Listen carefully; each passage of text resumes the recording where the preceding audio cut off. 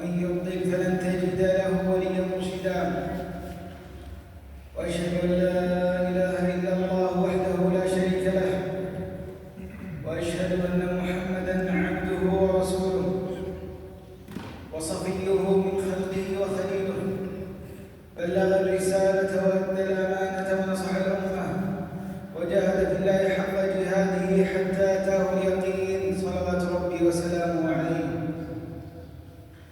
يا أيها الذين آمنوا اتقوا الله حق تقاته ولا تموتن إلا وأنتم مسلمون.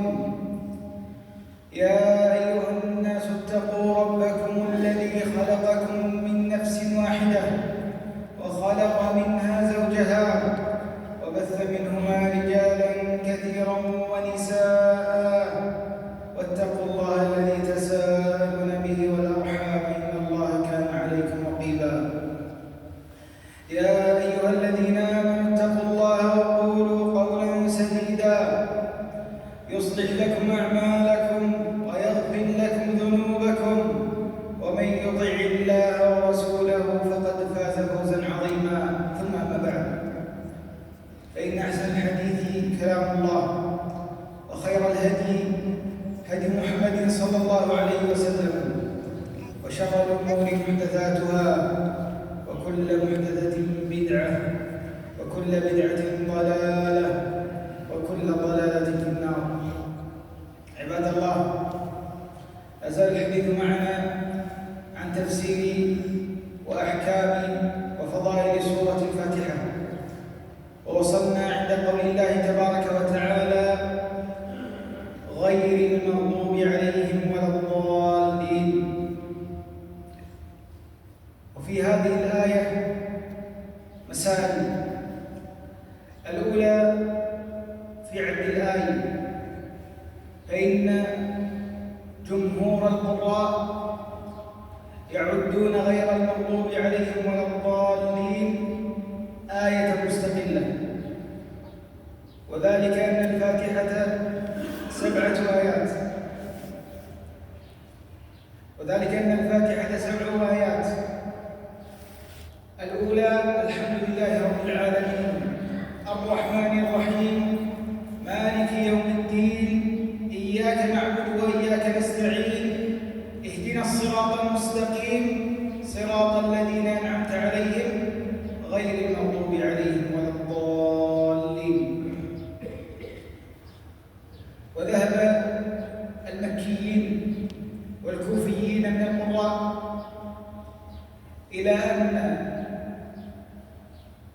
غير المغضوب عليهم ولا الضالين جزء من آية، وذلك لأنهم عدوا البسملة آية من الفاتحة، فيصبح عد الفاتحة بسم الله الرحمن الرحيم الحمد لله رب العالمين الرحمن الرحيم مالك يوم الدين إياك نعبد وإياك نستعين اهدنا الصراط المستقيم صراط الذين أنعمت عليهم غير المغضوب عليهم ولا الضالين.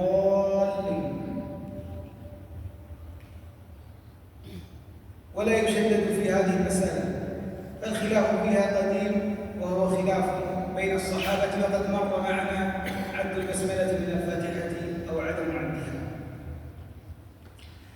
المسألة الثانية في هذه الآية في المقصود من قوله تبارك وتعالى غير المغضوب عليهم ولا الضالين.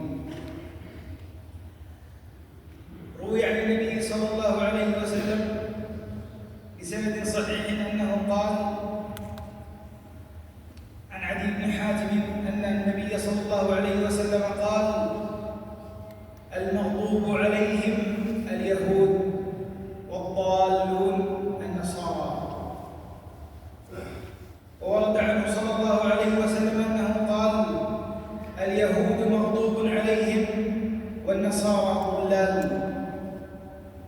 وورد عنه صلى الله عليه وسلم أنه كان في سفر فأتاه رجل من الصحابة لم يذكر الراوي اسمه أنه قال: هؤلاء المغضوب عليهم، وأشار إلى اليهود،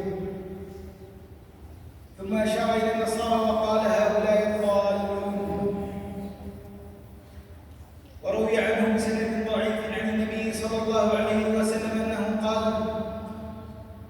قال ربكم الفاتحة 7 آيات، 3 لي و3 لعبدي و1 بيني وبين عبدي. فأما التي لي فالحمد لله رب العالمين الرحمن الرحيم مالك يوم الدين.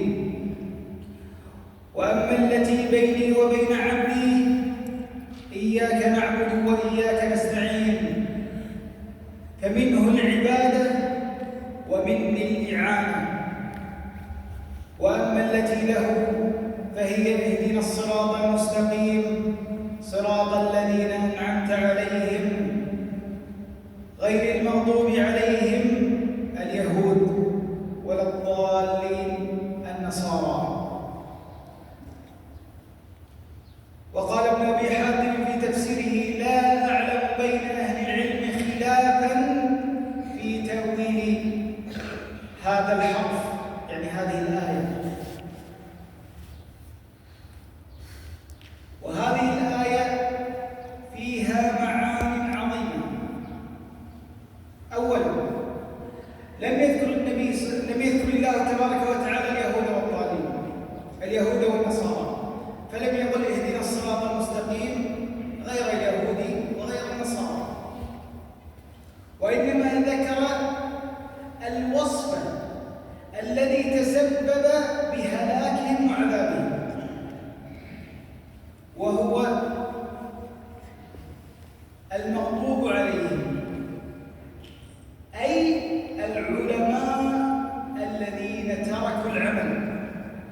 فاليهود يعلمون ما في التوراة، يعلمون ما فرض عليهم، ثم لا يعملون به. فكان عندهم فتنة العلم موجود، ولكنهم لم يعملوا بهذا العلم. ولذلك لما حرم عليهم الصيد يوم السبت فكانوا يضعون الشباك يوم الجمعة ثم يأخذونها يوم الأحد. ولما حرمت شحوم البقر أذابوها واستخدموها، فكانوا يتحيلون على الشرع بعلم، فكانوا من المغضوب عليهم. وأما الضالين وهم النصارى فقد انشغلوا في العبادة وتركوا العلم، فكانوا من الضالين. ولذلك كان الله تبارك وتعالى لما يذكر النصارى يذكر معهم الغلو في الدين دون علم. قل يا أهل الكتاب لا تغلوا في دينكم غير الحق ولا تتبعوا أهواء قوم قد ضلوا من قبلكم وأضلوا كثيرا وضلوا عن سواء السبيل. وقال تبارك وتعالى: قل يا أهل الكتاب لا تغلوا في دينكم إنما المسيح عيسى بن مريم رسول الله وكلمته ألقاها إلى مريم وروح منه. فالنصارى انشغلوا في العبادة وتركوا العلم وضلوا عن الصراط. ولذلك قال سفيان بن عيينة: من ضل من علمائنا فإننا نشبهه باليهود، ومن ضل من عبادنا فإننا نشبهه بالنصارى. فهنا فتنتان: فتنة العلم وفتنة العبادة. وعلى المسلم أن يعبد الله على بصيرة، ألا يخل في العبادة وينشغل في العلم فيتشبه باليهود، وألا ينشغل بالعبادة ويترك العلم فيتشبه بالنصارى. ولما كان من اليهود قتل الأنبياء الرياء وأكلهم السحت والكذب على الله تبارك وتعالى استحقوا الغضب أكثر من غيرهم. والتفريق هنا تفريق بين متلازمين، فكل مغضوب عليهم ضلال وكل ضلال مغضوب عليهم، ولكن الله تبارك وتعالى فرق بينهم ليبين الصفة الكبرى العامة عند اليهود فاستحقوا الغضب بسببها،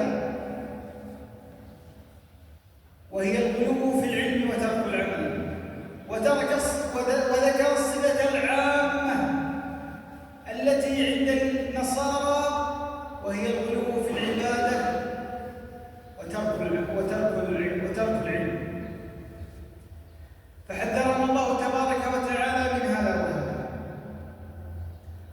والذي يدلنا على أن المغضوب عليهم غير الضالين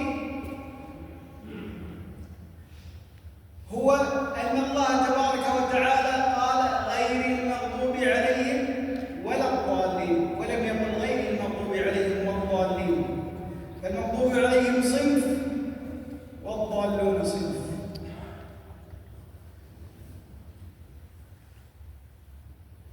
واختلف أهل العلم في سبب تقديم المغضوب عليهم على الضالين،